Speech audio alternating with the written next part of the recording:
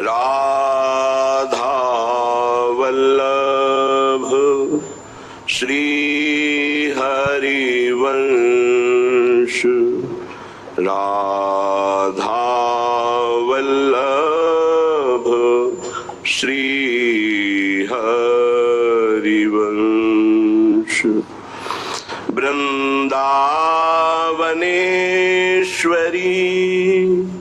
तवैव पदारविन्दम् प्रेमामृतैकमकरन्द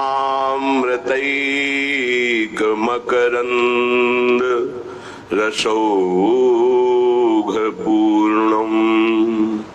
हृद्यर्पितं मधुपतेः स्मरतापमुग्रम्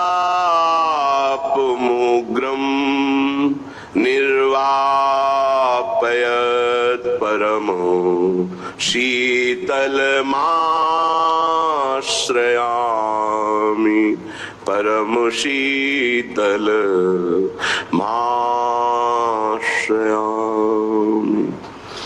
श्री वृंदावन के राजा दो श्याम राधिका रानी, तीन पदार्थ करत मंजूरी, धर्म अर्थ काम तीन पदार्थ करत मंजूरी, मुक्ति भरत जहां पानी, मुक्ति भरत जहां पानी। श्री वृंदावन के राजा दो ये श्याम राधिका रानी, करनी धरनी बटत जेवरी, कर्म धर्म करनी धरनी बटत जेवरी, यहाँ घर छावत है ज्ञानी, जोगी जति तपी सन्यासी इन चोरी कै जानी। चाहे जितना कोई योगी हो, तपी हो, सन्यासी हो, अगर कुछ प्रेम रस की बात जान पाए तो वृंदावन के प्रेमियों की वाणी की चोरी करके, स्वयं के अनुभव से नहीं। बड़े बड़े कर्मकांडी, बड़े बड़े धर्मात्मा जिस रस की कल्पना भी नहीं कर सकते, भावना में डूबना तो बहुत बड़ी बात है, वो श्री धाम वृंदावन रस प्रदान करता है। क्योंकि यहाँ रस के समुद्र श्री प्रियालाल नित्य निरंतर विहार करते रहते हैं। इसलिए जोगी जति तपी सन्यासी इन चोरी के जानी, श्री वृंदावन के राजा दो श्याम राधिका रानी। पनिहा वेद पुराण मिलनिया कहत सुनत ये बानी। वेद पुराण ये भाट की तरह जिनका यश गाते रहते हैं पर पार नहीं पाते, वो श्री हरि और हरि के हृदय का मूर्तिमान प्रेम, ये श्री प्रिया प्रीतम श्री वृंदावन में नित्य निरंतर इनकी उपस्थिति है, जिनका वेद पुराण भाट की तरह यशगान करते हुए भी पार नहीं पाते। यहाँ वेदातीत रस स्फुरित होता है वृंदावन में। आवश्यकता वृंदावन के अनन्य उपासना में डूबे हुए रसिकों के संग की है। यदि वास्तविक रसिकों के संग का रंग चढ़ जाए तो जहां बड़े बड़े पानी भरते हैं, वेद पुराण ब्रह्म ऋषि, बड़े बड़े महात्मा, पानी भरने का मतलब सेवकाई की याचना करना, पर सेवकाई नहीं प्राप्त कर पाते। वही वृंदावन है, वही वृंदावन के राजा श्री श्यामा श्याम है। पनिहा वेद पुराण मिलनिया कहत सुनत ये बानी। यहाँ घर घर प्रेम भक्ति की महिमा व्यास सबन पहचानी। श्री वृंदावन के राजा दो श्याम राधिका रानी। यहाँ प्रत्येक घर में, प्रत्येक हृदय में प्रेम लक्षणा भक्ति विराजमान है। बस आवश्यकता है अनन्य होने की। अनन्य हो जाओ तो जागृत हो जाए। यहाँ दिव्य प्रेम की प्राप्ति बहुत सहज है, क्योंकि ये प्रेम धाम वृंदा विपिन है। श्रीपाद प्रबोधानंद जी महाराज करुणा करके कह रहे हैं कि यदि आप वृंदावन के अनन्य आश्रित हैं, वृंदावन को अपना सर्वस्व मानते हैं, तो निश्चिंत हो जाइए।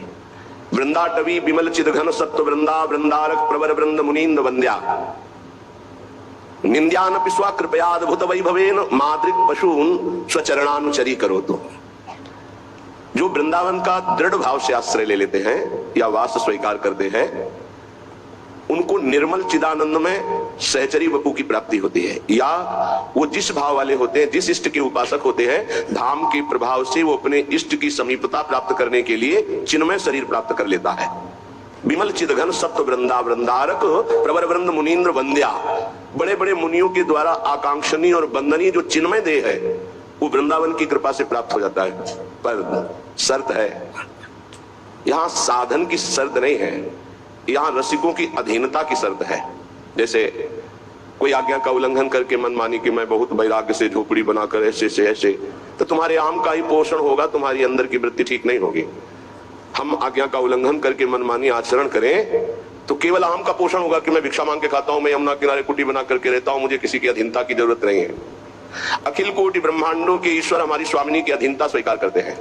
यद्यपि सकल लोक चूड़ामणि दीन अपन को माने, तो आप अपनी गुरु रूपनी स्वामिनी की यदि अधीनता स्वीकार नहीं करते तो कुछ भी कर लीजिए। सेवक जी महाराज कह रहे हैं, गुरु सेवा तज करे जबान, यह है अधर्म, यह है सबहान, कान न रसिकन मेरा है। अगर आप गुरु आश्रित रसिक आश्रित होकर के श्री वृंदावन में पड़े ही हैं आज्ञा के अधीन, तो आपको चिन्मय शरीर की प्राप्ति हो जाएगी।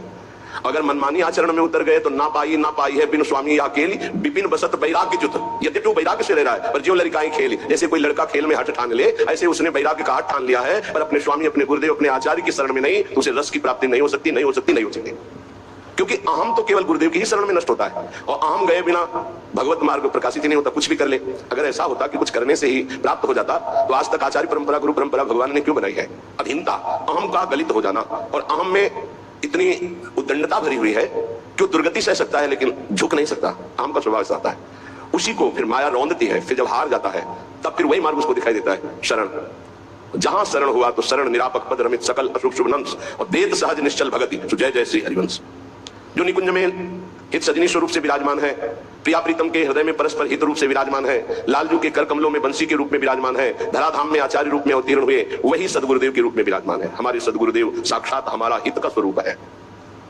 हित स्वरूप सदगुरुदेव से, मंत्रदाता सदगुरुदेव से अपने अहम को ना नष्ट करवा के अहम की पुष्टता की जाए तो क्या मंत्र, चाहे निज मंत्र या शरणागत मंत्र या राधा नाम, सुना तो गुरुदेव से है। नाम दाता की अवज्ञा करने पर क्या नाम तुम एकांतिक जप सकते हो? क्या नाम तुम्हें सिद्ध हो सकता है? क्या नाम तुम्हें चिदानंद में वो कुछ श्यामा श्याम का साक्षात्कार करा सकता है? असंभव। इसीलिए अपने हृदय को निर्मल करने के लिए केवल आज्ञा पालन की आवश्यकता है।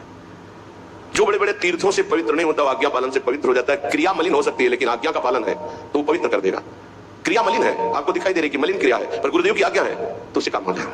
क्रिया मलिन 4 की हत्या कर दी और सैकड़ों की हत्या करने का पाप नष्ट हो गया। पीछे सुना है कि लकड़ी हरी हो जाए तो वापस चले आना, प्रसंग कई बार सबको याद होगा।